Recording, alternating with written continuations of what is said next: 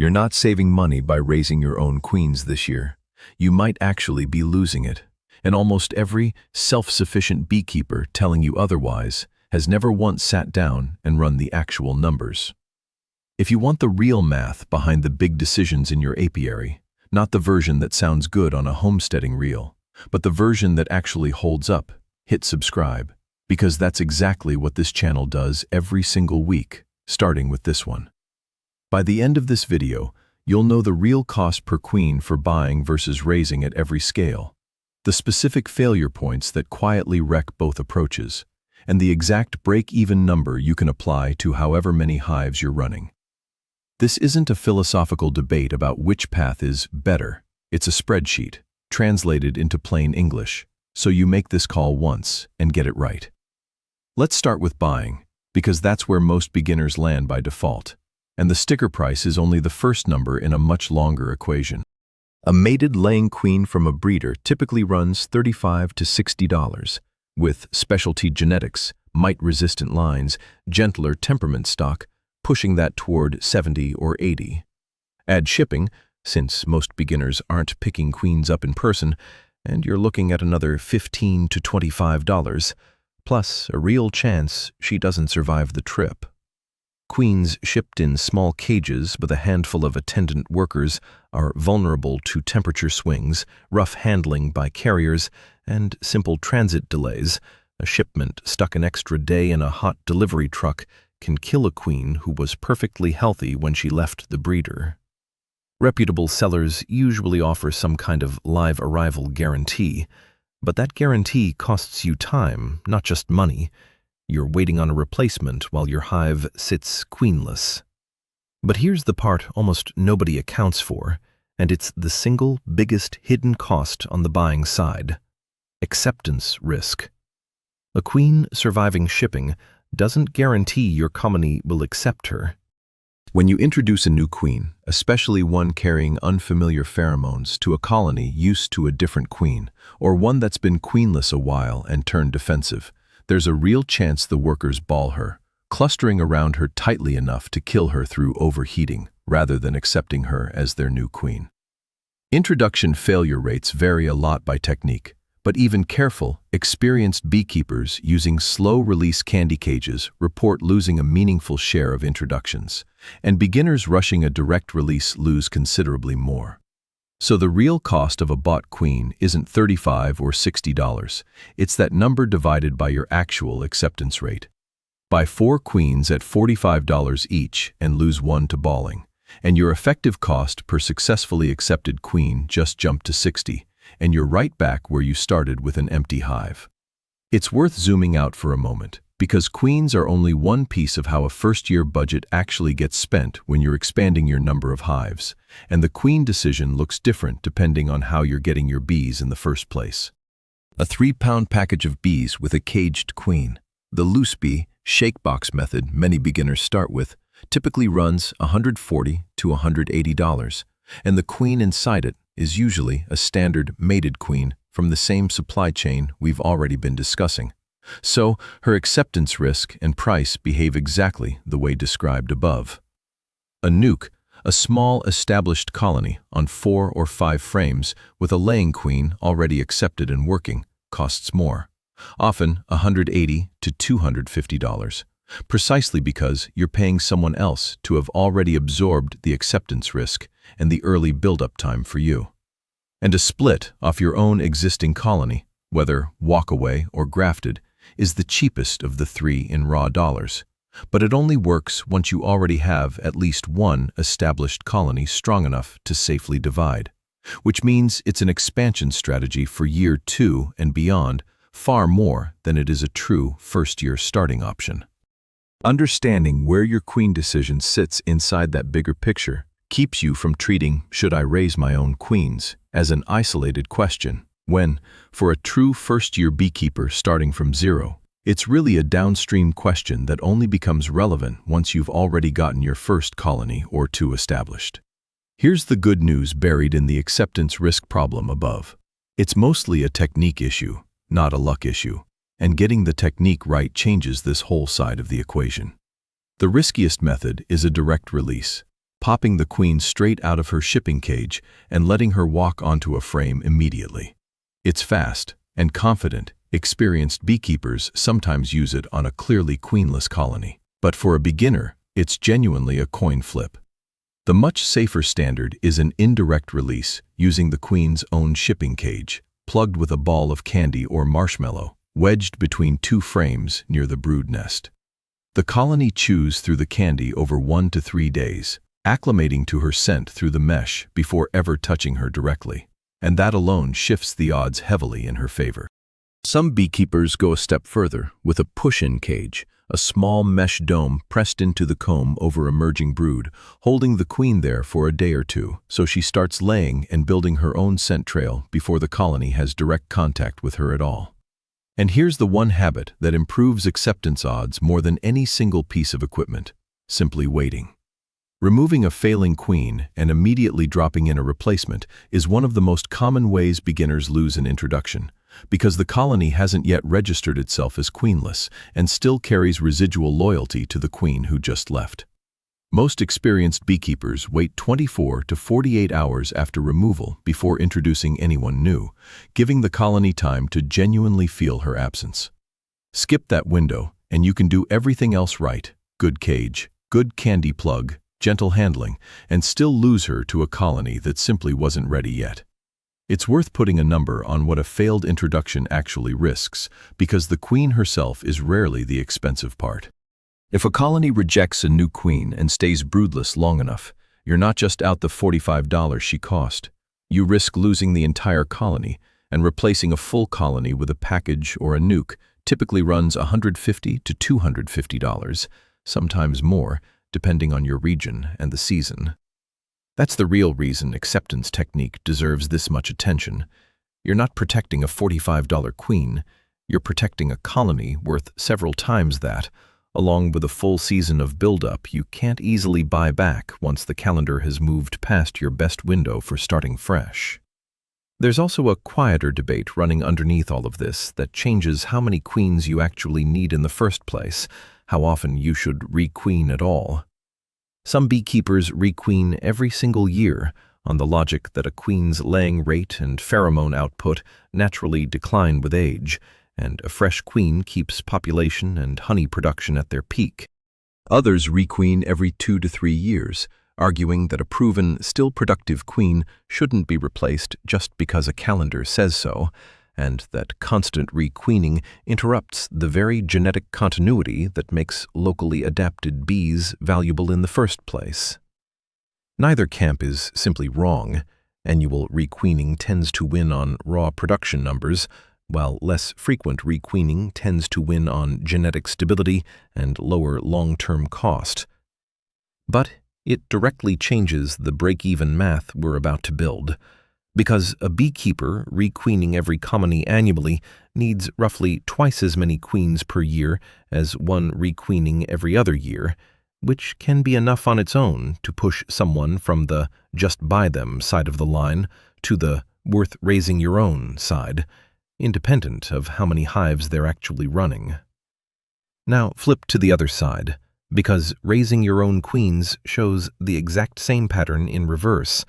The sticker price looks misleadingly low, and the real cost lives in the failure rate. A basic grafting setup, grafting tool, cell cups, cell bar frame, runs $25 to $50. Mating nukes, the small boxes that house virgin creations through their mating flights, run $15 to $40 each, and you'll want at least 4 to 6, putting you at $60 to $240 before a single queen exists. Not all mating nukes are equal either. Tiny baby nuke styles, holding just a few dozen bees, sit at the cheap end, but are fussier to keep fed and more vulnerable to robbing, while standard 5-frame nukes cost more and take up more space, but hold resources far more forgivingly. Add a headband magnifier for grafting day-old larvae accurately, another $15 to $30, and you're already approaching the cost of simply buying several mated queens outright. There's a smaller, easy-to-forget ongoing cost too. Mating nukes need feeding, since they're too small to forage effectively on their own with just a handful of bees inside. Sugar syrup and the occasional pollen patty across the 3 to 4 weeks a virgin queen is establishing herself typically adds another few dollars per nuke. Not a huge sum on its own, but one more line item that a beginner counting only the upfront equipment price tends to leave out entirely. Here's what most queen rearing guides skip entirely, though, and it's where beginners get genuinely blindsided. You can't just drop grafted cell cups into any colony and expect queen cells to form. You need a cell builder colony, a strong, well-fed colony made temporarily queenless, specifically to trigger the nurse bee's instinct to raise emergency queens from your grafted larvae. Setting this up correctly, often using a cloak board that lets you switch a colony between queen-right and queenless status without fully breaking it apart, is its own small piece of specialized equipment and its own technique to learn. Get the timing wrong, and the colony either rejects your grafted larvae outright or accepts them poorly, and you've burned days along with the attempt. The calendar matters more here than most beginners expect going in, too. From the day you graft a larva to the day you have a mated, laying queen is roughly 24 to 28 days, about a week to 10 days for the queen cell to develop and the virgin to emerge, another 5 to 10 days before she's mature enough to fly and mate, and another week before she's confirmed laying reliably. During all of that, any nuke she's in isn't building comb or producing anything, it's simply waiting. That calendar also runs into a hard wall in shorter season regions that rarely gets mentioned in queen rearing content written for milder climates. If your usable grafting window only spans 10 or 12 weeks between the last spring cold snap and the point where fall temperatures make virgin mating flights unreliable, you might only fit 2 or 3 full grafting rounds into an entire season, no matter how much equipment you own. A beekeeper in a longer, warmer season might comfortably run 5 or 6 rounds and refine their technique with every one of them, while someone in a short season region is stuck squeezing the same total practice into far fewer attempts, which means your success rate improves fast with repetition argument for DIY queen rearing simply plays out slower, season over season, if your climate hands you a narrow window to work with. There's a smaller cost that rarely makes it into these comparisons, but it adds up the same way shipping and acceptance risk do: marking. A marked queen, a small dot of paint on her thorax in a color that indicates her year, makes her dramatically faster to spot during routine inspections, which matters more than it sounds like when you're flipping through 10 frames trying to confirm a queen is still present and laying well. Breeders typically charge an extra $5 to $10 for a marked queen, which most buyers happily pay, because marking her yourself means catching a live, moving queen by hand and holding her still long enough to apply a dot of paint without injuring her, a skill that takes real practice and carries a genuine risk of hurting or losing a queen your entire hive depends on if you get it wrong on your first attempt. If you're raising your own queens, marking her costs you nothing extra in cash, but adds another delicate skill to the pile you're already learning, which is worth knowing going in rather than discovering mid-graft. And here's where the failure rate compounds everything. Beginners grafting for the first time typically see 30 to 50% of grafted larvae actually accepted and developed into usable cells. So if you want 4 mated queens, you're grafting 8 to 12 to have a realistic shot at 4 surviving the whole process. Even once you have a viable virgin queen, she still has to survive her mating flights, several days of good flying weather, warm and calm enough, plus enough drones nearby from other colonies to mate successfully across multiple flights. A cold snap, a stretch of rain, or thin drone density in your area during her window, and a virgin queen never gets properly mated at all, either laying only unfertilized drone eggs or never returning from a flight, lost to a bird, or simply lost. Picture how this actually plays out for someone doing it the first time. She buys the full setup, tool, 6 mating nukes, a cloak board, the magnifier, spending right around $210 before grafting a single cell. She grafts 10 larvae, gets 4 viable cells, splits them into her mating nukes, and ends up with 2 successfully mated queens after weather costs her 1 virgin on a flight and 1 comes back laying an unmistakably unfertilized pattern. 2 queens, from $210 in gear and 3.5 weeks of watching and waiting. Buying 2 queens instead would have cost around $90, had both laying within a week, and left her the time back. Time better spent learning frame inspection, mite testing, or winter prep. The skills that actually decide whether a first-year colony survives.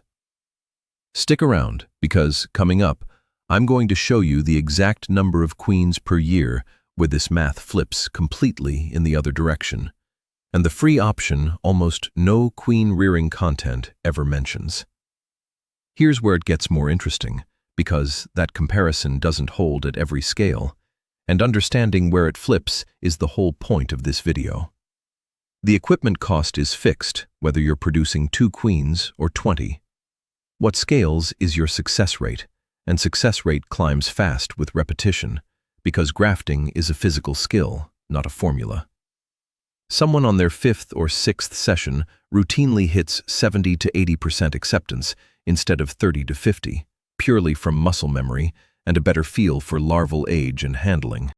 At that improved rate, 20 grafted cells reliably yields 14 to 16 usable queens, and that same $200 setup is now spread across 16 queens instead of 2, roughly $12.50 in fixed cost per queen. Compare that to buying 16 queens at $45 each, $720, and raising your own is now saving real money every year you keep doing it. There's a genetics dimension here too, separate from pure dollars. A queen raised from your own best-performing colony, one that overwinters strong, shows good hygienic behavior toward mite-infested brood, and stays calm during inspections, passes those traits forward, and every subsequent queen you raise from your own stock is a small step toward bees adapted specifically to your climate and your mite pressure. A breeder queen, even an excellent one, was selected under someone else's conditions entirely. That payoff is real, but it takes several generations to show up meaningfully, which makes it a poor justification for a beginner trying to save money on 2 or 3 queens in year 1. Now, here's the middle path almost no queen rearing content covers properly, because there's no kit to sell around it, and it might genuinely be the best option for a first-year beekeeper who wants some independence without the full investment. It's called a walk-away split. Take a strong, healthy colony and physically split it into 2 boxes, making sure the queenless half gets frames with young, open brood, larvae less than 3 days old. Then walk away. The nurse bees detect the absence of queen pheromone within hours, select several of the youngest larvae available, and build emergency queen cells around them on their own judgment. Picking the right source colony matters as much as the split itself. Look for a colony that came through winter strong, without extra feeding, stayed calm during inspections rather than boiling out of the box at the first puff of smoke, and kept mite counts low across the season without aggressive intervention. Those 3 traits, overwintering strength, temperament, and natural mite tolerance, matter far more for your apiary than simply splitting whichever colony produced the most honey. This method skips the grafting tool, skips the magnifier, skips the cloak board, and skips the failure-prone process of a human trying to gently transfer a day-old larva without damaging it. The trade-off is precision. You can't choose exactly which larva becomes queen, and the bees sometimes raise cells on larvae slightly older than ideal. You're also on a longer, less predictable calendar, since you're not controlling the exact start time. But for essentially $0 extra beyond the equipment a split requires anyway, and none of grafting's specialized failure points, a walk-away split routinely produces a usable, mated queen. A skill that scales down perfectly for someone running just 2 or 3 colonies who wants one homegrown queen without a $200 setup. There's a cost hiding inside essentially $0 extra. That's worth being honest about, though, because a walk-away split isn't actually free. It's paid for in honey. The colony you pull a split from is, by definition, your strongest producer, and pulling several frames of bees and brood off that colony to start a new box measurably sets back its population and its foraging force during exactly the weeks it would otherwise be filling supers. Depending on timing and how aggressively you split, That can mean anywhere from a modest dent to a genuinely significant chunk of that colony's honey crop for the season. And if your farmer's market or CSA customers are counting on that harvest, a free queen that costs you 30 or 40 pounds of honey isn't free at all. It's a trade. And a beekeeper running the numbers seriously should price a split against foregone honey income, not just against the $0 spent on equipment. The catch nobody mentions enough is that walkaway splits still need the same decent weather and local drone density for the resulting virgin's mating flights that any home-raised queen needs. That drone density point is worth sitting with, because it's the one variable in this entire equation that no amount of money can fix. A virgin queen typically mates with 10 to 20 different drones across several flights, gathering enough genetic diversity to keep a colony healthy for the 2+ years she'll be laying. Those drones need to come from other colonies, congregating in a drone congregation area, a patch of airspace, sometimes the same spot year after year, where drones from a wide radius gather and virgins fly out to meet them. Keep bees somewhere genuinely isolated, with few other colonies within a couple of miles, and you can do everything else perfectly and still end up with a poorly mated queen, simply because there weren't enough drones available when she flew. There's a far more expensive tier above everything we've covered, and understanding it actually explains why breeder queens are priced the way they are. Instrumentally inseminated queens, mated in a lab with a microscope and a syringe rather than natural flight, using sperm from specifically selected drones, remove the drone density and weather risk entirely, guaranteeing a precise, documented cross. That precision costs real money, often several $100s for a single instrumentally inseminated breeder queen, because she isn't meant to head an everyday hive. She's the mother of mothers, used by breeders to graft the next generation of queens they sell to people like you at $35 to $60. When you buy a standard mated queen, you're essentially buying a small share of that original, far more rigorous genetic investment spread across hundreds of daughters. Timing your requeening around the calendar shifts this whole picture too, and it costs nothing but attention. Spring requeening carries the highest stakes and usually the highest price, because you need that queen laying at full strength immediately to build the population that brings in your honey crop. A failed spring introduction can cost you the entire season's harvest, not just a queen. Fall requeening carries lower stakes in one sense, since there's no honey crop riding on it, but higher stakes in another, because a failed introduction heading into winter can mean losing the whole colony with little time to recover. Late summer, once the heat of peak season is past, but there's still enough warm weather left for a smooth introduction, is often the sweet spot experienced beekeepers quietly prefer. Let me make all of this concrete with 2 beekeepers, because the numbers mean very little until you see how differently they land, depending on scale. The first runs 3 hives in her backyard in her first year. She bought the full grafting setup, tool, cell cups, 4 mating nukes, a cloak board, spending right around $210 before grafting a single cell. 10 larvae grafted, 4 viable cells, 2 successfully mated queens after weather, and an unfertilized virgin cost her the other 2. 2 queens from $210 in gear and 3.5 weeks of calendar time.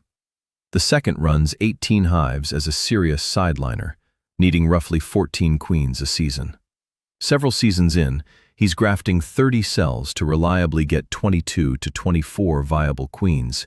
His fixed equipment cost long since paid off, his ongoing cost down to candy, occasional mating nuke parts, and feed, call it $100 a year.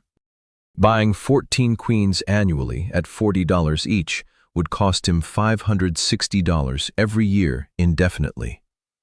The exact same activity is a money-losing hobby for the first beekeeper and a genuinely smart, compounding decision for the second, and the only variable that changed is scale and repetition. Before we get to that final number, it's worth naming the mental model that actually explains why 2 beekeepers looking at the exact same math can reasonably make opposite choices.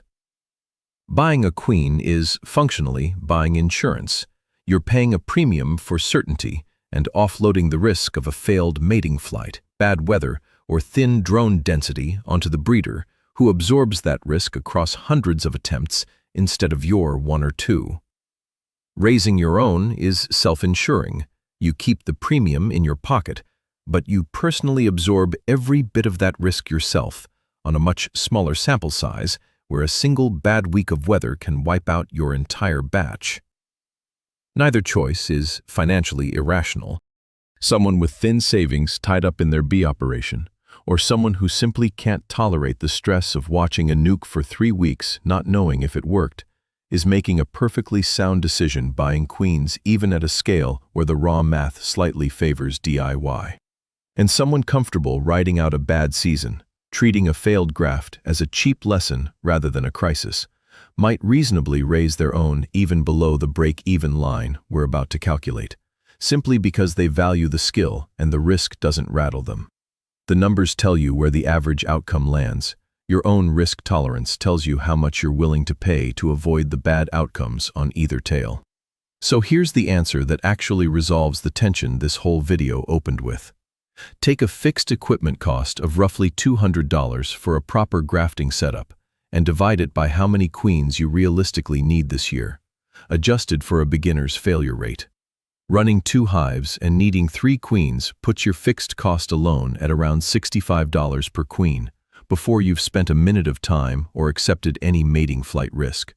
Worse than simply buying. Running 10 hives and needing 12 to 15 queens drops that to $15 or $20 per queen, already competitive with buying. Running 25 or more hives, needing 30 or 40 queens a season, pushes fixed cost per queen into the single digits, and raising your own becomes a clear, compounding win. That puts the real break-even point around 8 to 10 queens needed per year for someone early on the learning curve, and lower, maybe 5 or 6, once you've raised a few rounds and your acceptance rate has climbed. Below that number, buying is the financially smarter call for almost every first-year beekeeper, full stop, no matter how appealing the self-sufficiency angle sounds. Above it, especially once you're consistently in double digits, the investment pays for itself within a season and keeps paying every year after. And here's a version of this math that flips the whole question around. Once you're grafting successfully enough to consistently produce more queens than your own hives need, those extras stop being a cost and become a product. A beekeeper producing 30 queens for personal use, who could just as easily produce 40 with the same cell builder colony, can sell those extra 10 locally, often near the same price a commercial breeder charges, since local buyers frequently prefer queens raised in their own region and climate. At even $30 a queen sold locally, 10 extra queens covers a meaningful chunk of your annual equipment and feed costs, effectively pushing your own personal queens toward free. There's one more piece of infrastructure that quietly solves half the risk problem we've covered: a queen bank.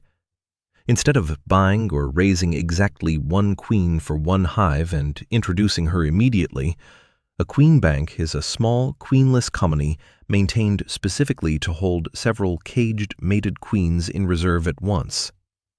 Mated queens can be held healthily this way for 2 to 3 weeks with careful management, which completely changes your risk exposure. Instead of scrambling to buy a single replacement the exact week a colony goes queenless, paying rush shipping, absorbing whatever acceptance risk comes with a stressed, hastily shipped queen, you simply pull an already acclimated queen from your own bank and introduce her that same day.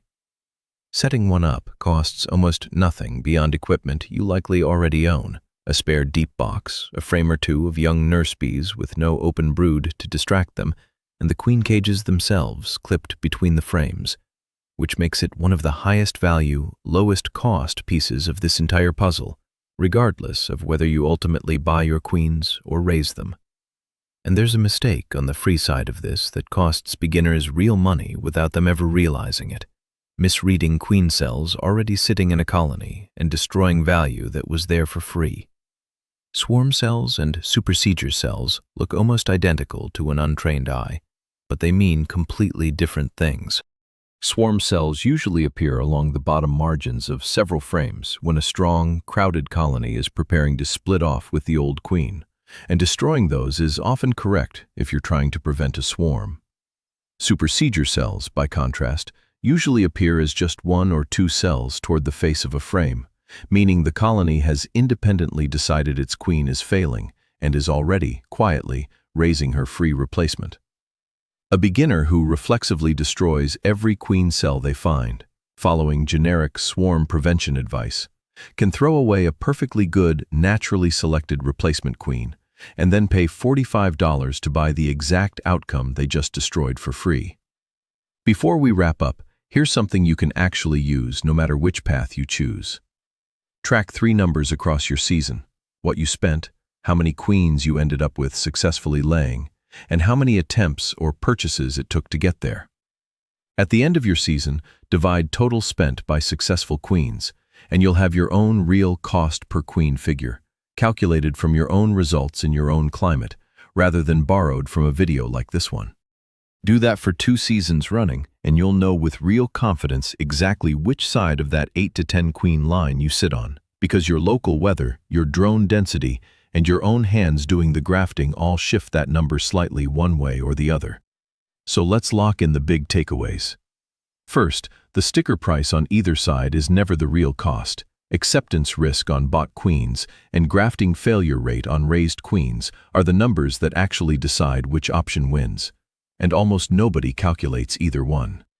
Second, the real break-even sits around 8 to 10 queens a year, not the 1 or 2 most beginners are actually shopping for, which means buying is usually the right call in year 1, even if it feels less resourceful. Third, there's a genuinely free middle path, the walkaway split, that skips almost all the equipment cost of grafting while still handing you a homegrown queen, and it's the option most beginner content skips because there's no kit to sell around it. And fourth, don't forget that split isn't actually free. It's paid for in forgone honey from your strongest colony, so weigh it against what that colony would have produced left alone. If you want the fastest possible version of this decision, here's the shortcut. Count how many queens you genuinely expect to need this year across all your hives, factoring in your requeening schedule and any splits you're planning. Under 6 or 7, i.e., the certainty is worth more than what you'd save. Right around 8 to 10, try a walkaway split or 2 from your strongest colony before spending money on grafting equipment, since that's the free option that closes most of the gap. Comfortably above 10, and especially if you're already running a queen bank or planning to sell surplus locally, the grafting setup earns its keep fast, and every season after the first pays you back for having built the skill. Tell me in the comments, are you buying your queens this year or trying a split? And if you've already tried grafting, what was your actual first attempt success rate? Because I want to know if what I described here matches what people are really seeing out in their own bee yards. If this helped you think through your first-year numbers more clearly, the next video walks through exactly how to set up and time a walkaway split, step by step, start to finish, so you can try the free option before you ever spend $1 on grafting equipment. Subscribe if you want it the moment it's up, and turn on notifications so you don't miss it. At the end of the day, this was never really about queens. It's about matching the scale of what you're doing to the tools you're using, instead of copying a setup built for someone running 50 colonies when you're running 3. A backyard apiary run on bought queens is exactly as legitimate as one running a full grafting operation. The only mistake is picking either path without knowing which one your own numbers actually support. One last honest caveat if you do commit to raising your own for the long haul. Years of pulling every queen from your own best colony in a small, isolated apiary can quietly narrow your genetic base if you're not careful, since you're always drawing from the same handful of mothers and whatever drones happen to be in local range. Serious long-term queen rearers guard against this by periodically bringing in outside genetics, buying a single, fresh breeder queen every few years specifically to widen the gene pool, even after they've otherwise gone fully independent. It's a small, occasional cost that protects the entire strategy, and it's worth planning for from year 1, rather than discovering the need for it once your bees are already showing signs of inbreeding, like a spotty, unreliable brood pattern that no amount of good management can fully fix. And if you do end up on the raising side a year or two from now, there's a payoff waiting there no spreadsheet can capture. Every queen you raise from your own strongest, calmest, most mite-resistant colony is a small vote for what your apiary looks like 5 years from now, built one honest season at a time.